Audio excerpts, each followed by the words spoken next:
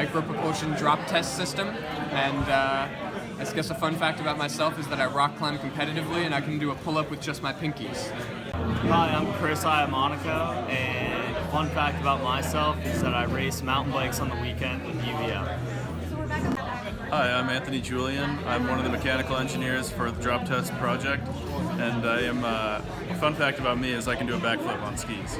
Alright, I'm Kara Foster. I'm one of the, not mechanicals, electricals on the team, and I LARP on the weekends as a fun fact.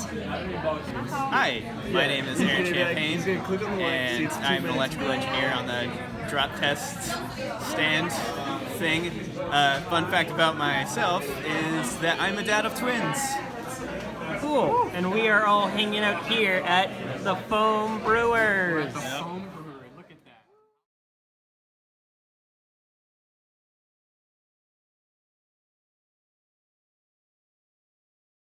Hey, I'm Maddie from Victor. I work for Benchmark Space Systems, and this year we're sponsoring the seed project to work on building a drop test device for us to be able to compare the effectiveness of our different types of rocket fuel against each other.